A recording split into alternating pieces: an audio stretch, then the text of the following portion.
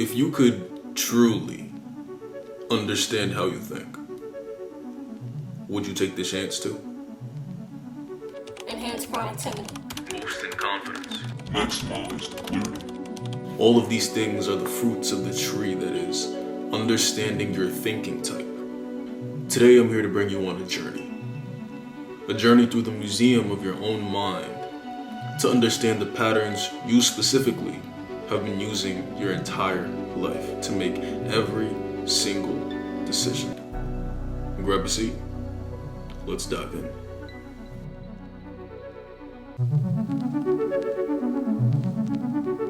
Today I have gathered 10 styles of thinking that we use on a day-to-day basis to tackle every single problem we face. Most of the time, we're not conscious of how we're thinking. But once this darkness is pulled into the light, who knows what we're truly capable of? The first is going to be reflective thinking. This is a style of thinking in which the user starts by analyzing their past decisions, actions, and experiences to tackle the problem that's in front of them. An example of that is spotting a woman you're attracted to and analyzing her behavior, enough so to see that she's walking slowly. She has a smile on her face. From that behavior, you can think back to times where you saw other people who were taking their time, appearing to be happy, and from that you can determine and deduce that this person's most likely going to be open to a conversation. Another good example is, I want to make a lot of money quick. Maybe I'll get a sales job. However, the last time I got a sales job, I wasn't able to consistently get commission. I'm not going to get a sales job because of that past experience. Next up is going to be strategic thinking. This form of thinking, or this thinking type, deals with planning ahead for the future, making decisions now and handling problems in a way that's going to ensure your desired results in the future times to come. In this example, we're going to be using Eugene, yes, Eugene, I like that name, Eugene. That's gonna be our person A for this video. And Alexandria is gonna be our person B. Eugene wants to buy a new car. He's been saving up his money and finally realizes that he has enough to buy this new car he's been thinking about. However, he stops himself because he realizes before he had any money at all, his original desire was to purchase a home. So, what does Eugene do? He stops himself from making that decision to purchase that car because of his long-term thinking in purchasing the house. Another example is Alexandria wants to get a manicure, a haircut, and go to the gym in the morning. However, to have time for all of these things, she's not going to have time to eat breakfast. So she sacrifices eating that meal and gets everything done. Number 3 is going to be critical thinking. This thinking type is probably the most discussed, but it isn't truly understood a lot of the time. Critical thinking involves being able to be critical of whatever is being said in that moment, determining the biases, determining emotional fluctuations and motivations that might not be serving the accurate conveying of knowledge or information. People who critically think exercise careful judgment in the way they do things. For example, Eugene wants to go to the gym today. However, he's feeling a bit weird. He's feeling a little bit strange. He can't put his finger on it, but he's feeling strange. And he has been going to the gym a lot recently. So he thinks about staying home today. However, Eugene starts to critical think. He starts to think critically about what he's about to do and the action he's about to take. And in this moment, he realizes that he's just being weak and being a pussy and a bitch. And he goes to the gym. Another example is Eugene and Alexandria at work. They don't like each other. They really, really dislike each other. And they always have a sense of pride that's holding them back from working productively and cooperatively with one another. One day, something goes missing from the staff room. Eugene immediately starts to blame Alexandria.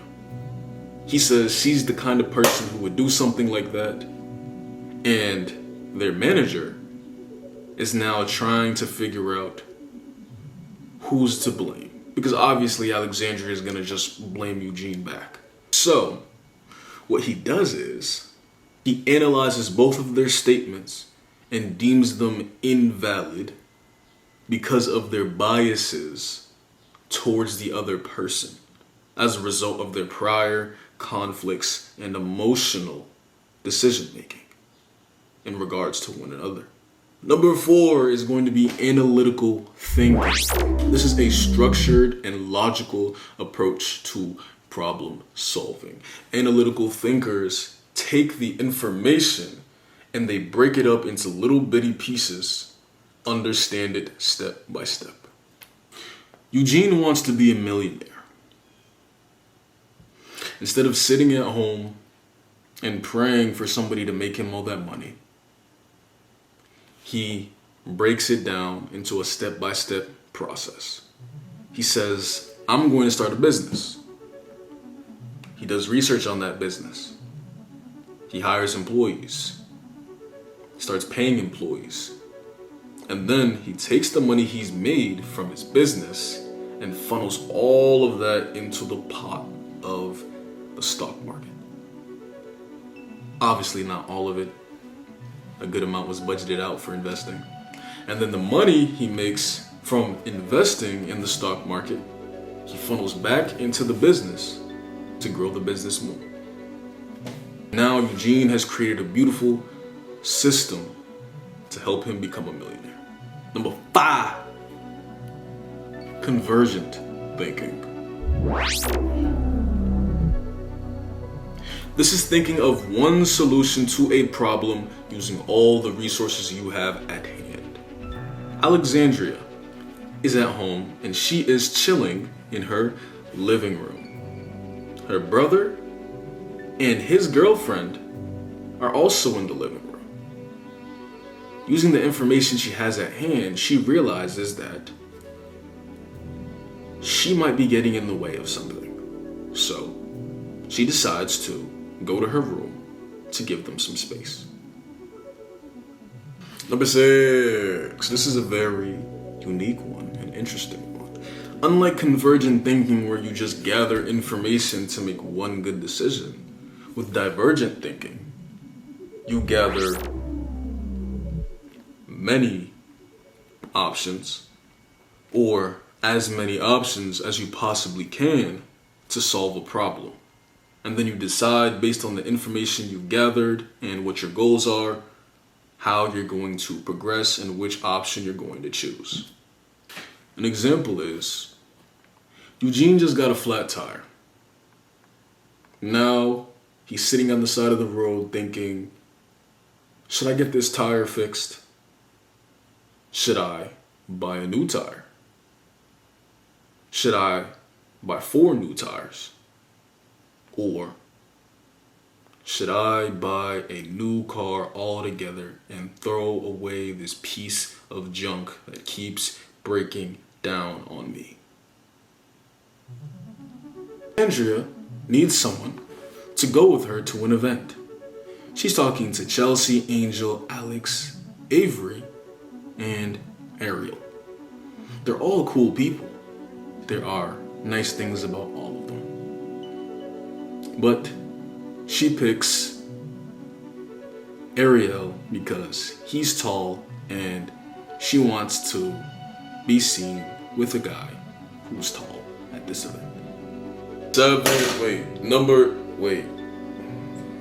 Number 7, creative thinking. This involves deriving solutions from outside the box, looking beyond the box, looking underneath the box, looking on top of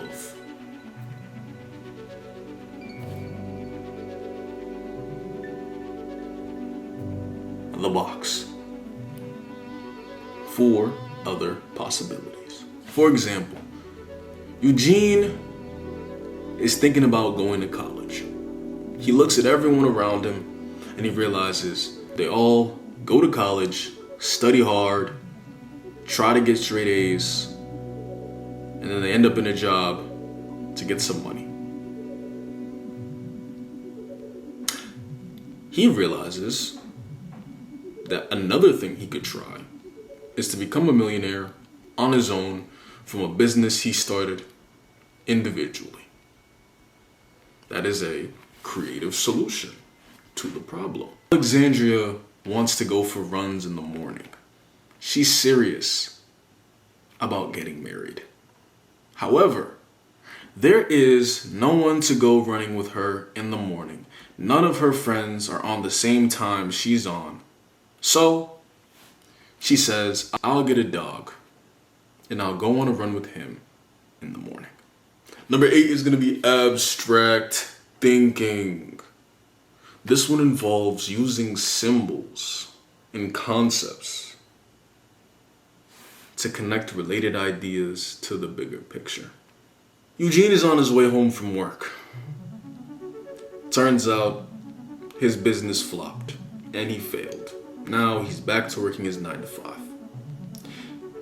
He's at a crossroad, a traffic light, and he's thinking to himself, what should I eat for dinner? Should I eat pizza?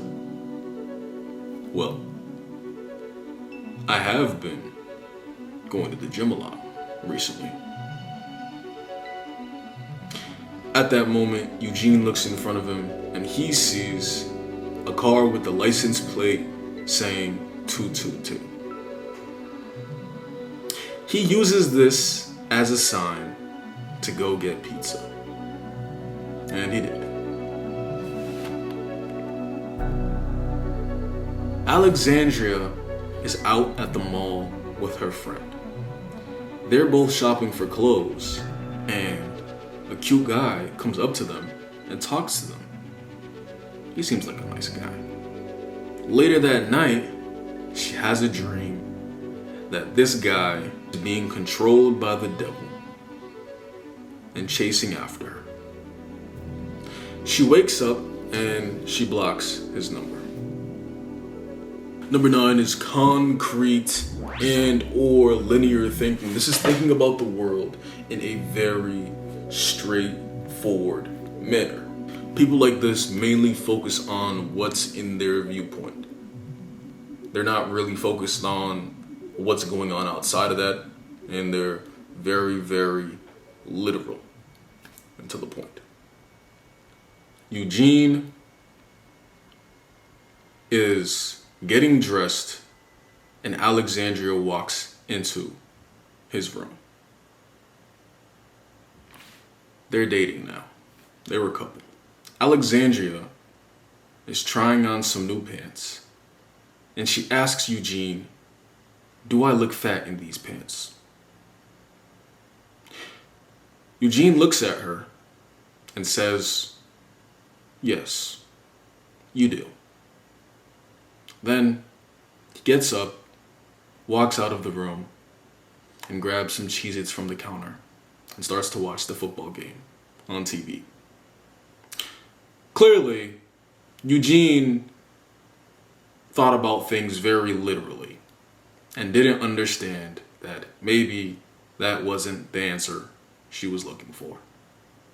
Number 10. This one is called psychic thinking. This is something I've personally given a name to, and it's not something I've seen anywhere else just yet. But I would describe it as using mysterious and hard to explain phenomena to solve problems. That's using your superpowers, your strange abilities, your intuition, God, the quantum field, the Akashic records, angels, divine helpers, ghosts. All of these are going to fall into this box of psychic thinking. Example, Jean feels lonely. She wants to find a romantic partner. Dating Alexandria didn't go as well as he thought it would. He says, God, bring the person that's right for me into my life. And 2 weeks later, he bumps into a new girl, Jennifer, in the grocery store. And they just click. Like magic, it was like they were destined for one another. Sparks fly. This was using psychic thinking to solve the issue at hand. This is information only a few people actually consume in their lifetime, and even less are able to put it to practical use. Which category do you fall in?